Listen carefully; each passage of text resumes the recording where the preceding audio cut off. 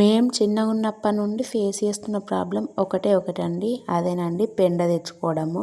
చిన్నగున్నప్పుడు కట్టెల కోతుంటిమి, పెండ కోతుంటిమి. ఇంకా మాకు బోర్ ఖరాబ్ అయితే నీళ్ళకు కూడా పోతుంటిమి అన్నమాట. ఇంకిప్పుడు గ్యాస్ సిలిండర్లు, హీటర్లు అవి వాడుతున్నాం కాబట్టి కట్టెల పొయ్యితోని ఎక్క పని లేదు కాబట్టి కట్టెలకు అట్లా పోతలేము. ఇంకా రిగ్గు విషయం కాస్తే ఎప్పుడు ఖరాబ్ అయితే అప్పుడే వెంటనే వేయించుకుంటాము. ఇంకా అందరి ఇళ్ళల్లో గచ్చు అవి ఉండవు కాబట్టి ఇంకా అలుకుత ఖచ్చితంగా వేసుకోవాలి పెండతోని. అందుకోసమే ఇంక ఇట్లా పెండకైతే పోతున్నాము. నేను పెండ కోనికి మెయిన్ రీజన్ ఒకటైతుంది. ఆల్మోస్ట్ నేనైతే పెండకు అట్లా పోను, ఎందుకంటే మా చెల్లెళ్ళు ఉర్రు కాబట్టి వాళ్ళే తీసుకొస్తారు. మేము ఎట్లాగో అడవికి దగ్గరలోనే ఉంటాం కాబట్టి అడవిలో అయ్యే పండ్లు అంటే మాకు మస్తు ఇష్టము. మేము చిన్నగా ఉన్నప్పుడు ఈ పండ్ల కోసం అయితే ఇంకా కవర్లు నింపుకొని తినేటోళ్ళం అన్నమాట. మరి ఈ పండ్లను ఏమంటారో మీకు తెలిస్తే ఖచ్చితంగా కింద కామెంట్ సెక్షన్ లో కామెంట్ చేయడం మాత్రం అసలు మర్చిపోకండి. మేమైతే ఈ పండ్లని పరికి పండ్లు అంటాం అన్నమాట. ఇంకా నాకు తెలిసి ఈ పండ్లు అయితే మస్తు దగ్గర కనిపిస్తాయి. ఇంక ఈ పండ్లు అయితే ఎక్కువ శాతం మనకు అడవిలోనే దొరుకుతాయి అన్నమాట. ఇంక ఇవి చలికాలంలోనే అవుతాయి.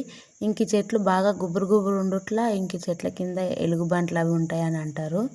ఎప్పుడన్నా ఎవరైనా తెంపుకుంటే జాగ్రత్తగా తెంపుకోండి. ఎలుగుబంట్లు అవి నిజంగానే ఉంటాయంట. ఈ పండ్లు అంటే ఎలుగుబంట్లకు మస్తు ఇష్టం అంట. ఇంకేడ మేము ఒక్క దెబ్బకు 2 పిట్టలు అన్నట్టు ఒక్క పనికని పోయి 2 పనులు అయితే చేసుకుని వచ్చినాము. ఇంతకు ముందు మాకు పెండకోనికి ఏమి ఇబ్బంది ఉండకపోతుండే, కాకపోతే ఇప్పుడు మస్తు ఇబ్బంది అవుతుంది. ఎందుకంటే ఫారెస్ట్ వాళ్ళు మొత్తం ఇట్లా వైర్ చుట్టేసారు కదా. ఇంకా నేను తెచ్చిన పండ్లను మంచిగా అడిగి మా అమ్మ తల్లికి ఇస్తే పుల్లగా తీయగా అని చెప్పేసి ఇంకా అంత ఇష్టంతో అయితే తినలేదు. ఇంక ఇప్పటి పిల్లలకు బేకరీ ఫుడ్స్ అవి పెడితే ఇష్టంతో తింటారు, కానీ ఇట్లాంటి న్యాచురల్ ఫుడ్ పెడితే అసలు తినరు అన్నమాట. ఇట్లాంటి అడవి పండ్లు బాగా న్యాచురల్గా ఉంటాయి కాబట్టి ఇంకా మంచిగా తినాలన్నమాట. ఇంకా వీడియోకి లైక్ చేయడం మర్చిపోకండి, ఛానల్ని సబ్స్క్రైబ్ చేసుకోండి.